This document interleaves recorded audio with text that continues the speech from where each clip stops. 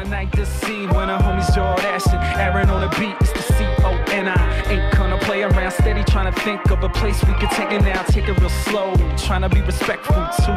So I just suggested to you, like, do you wanna come sit over here in Chelsea? I got a friend that'll serve us drinks until he gets off. Now, the last time I spoke to David Dallas, he'd just come back from the South by Southwest Music Conference over in Austin, Texas, and he was working on material for his debut solo album, Something Awesome. Well, Something Awesome is out, and it's already doing really well, and today I'm joined by David Dallas. How are you? Good, thanks. Thanks for having me. You're welcome.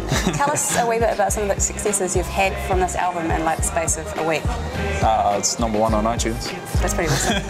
Yeah, I don't know, what other successes would you like to know about? Well, okay, I'm still putting words into your mouth, but I mean, I've been reading in various places that a lot of international blogs are picking up interest and really getting into some of the tracks on there.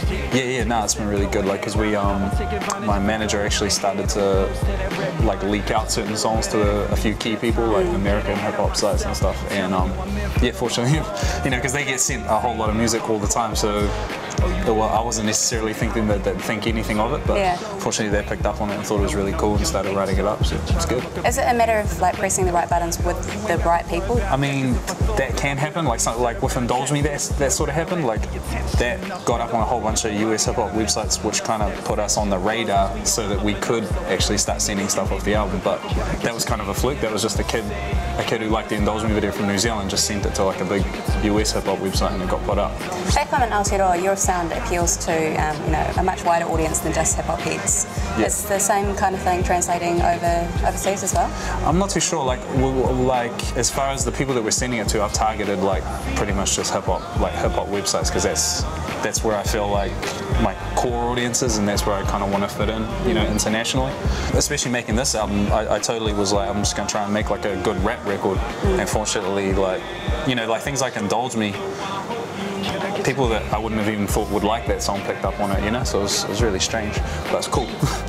Now, I read somewhere in an interview that you said that Frontline kind of had a slightly darker sound to the material that you're producing now. Just slightly. Slightly, yeah. Were you going through a darker time at that period in time? No, it's funny because I was probably going through a darker time when I made this. Oh, really? Yeah, like I listened back to the Frontline record and I'm like, man, I had like, when I made Borrowed Time, I don't even know why it came out so dark. I guess that's what I was feeling like writing at the time, but no, I was in a much happier place in my life than when I made this album.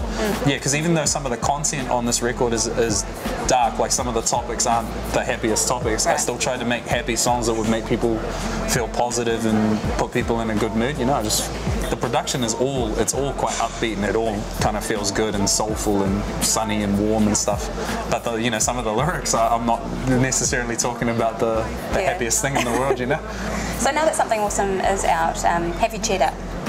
Yeah. I mean, I was happy. I was in a happy frame of mind making it. It was just other things that were going on in my life weren't so happy, and it was kind of like this was the escape, I guess. But now I'm really happy because I'm really proud of the album, and I feel it's the best thing I've done to date, and I think it's going to make other people happy, you know. So that's good. That's the best place to be, is to be, you know, absolutely happy with what you've done. Yeah, exactly. Now, Something Awesome, the title itself is it's huge, but it's also kind of ambiguous. Is that intentional? Yeah, because I mean, the premise was some people are just like, oh, you're just being an eats dude, just calling your album Something Awesome. I was like, the premise of it is actually, I feel like every person, when they, you know, when you're a kid, you always want to do something cool with your life. You know, everyone wants to put some mark on the world, be famous, you know, whatever. You have big dreams when you're a kid, and then it's kind of like the reality of life kind of sort of beats it out of you, and people just start settling for things.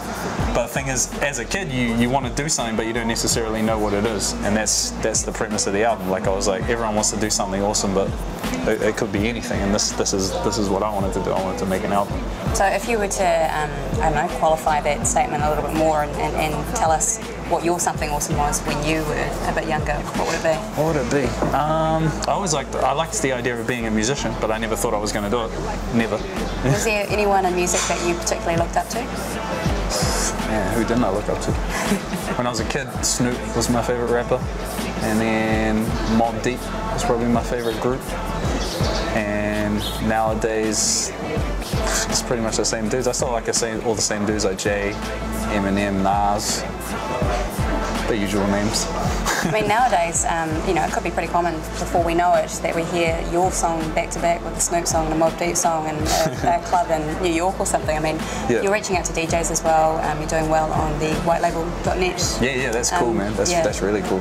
Which, do you want to explain to the viewers a little bit what that is? Well, it's like Serato, which is basically, how do you explain Serato? Serato is like a DJ software kind of company, but they're massive overseas. Yeah, massive overseas, which is, you know, DJs are using laptops and stuff instead of using traditional, or buying records, they still use traditional vinyl. But it's basically just a digital delivery network to DJs. So yeah, we started supplying music to that, and it started getting picked up. It's doing good. A couple of your songs, was it 2 or 3 of your songs, have been like quite consistently in the top 10 most downloaded weekly songs? Amongst like a song I did called Front to Back was about 2 weeks back. It was like the second most downloaded after Jay-Z Run This Town, which was pretty cool. Yeah, so it's been downloaded by DJs all over the world, you know, so that's cool, man. What's the furthest abroad that you've received, you know, feedback, or maybe the most remote place you've received feedback that your tracks have been creating heat? I think Romania. Romania? Yeah, because there's like 2 or 3 blogs that hit my manager up and were like, yo, we really like this, can you send us more music? And I was like, Romania? What do they speak in Romania? Romanian, right? Don't ask me. Maybe someone out there can tell us. I don't know. Well, Romania and Croatia were kind of the most surprising. I'm not sure geographically, like if they're the farthest distance, but that was pretty surprising. So Something Awesome is in stores right now. You can also buy it from various different downloading outlets, I assume. Yeah, like iTunes, Amplifier, Digirama, Vodafone, Telecom, all that. And you're going to be heading off over to New York in the very near future as well. Yeah, I got invited to a big festival called CMJ, like it's a big music marathon thing they have. It's similar to the thing I went to in March, South by Southwest, except it's in Manhattan, so that'll be cool. David Dallas, you are something awesome. There you go. Buy the album, buy it now, it's in stores. And thanks for joining me again on NZOWN. Cool, and man. We're going to check out the second single, third single, fourth single. Is it Big Time? Big Time. Second single, Big Time. Big Time.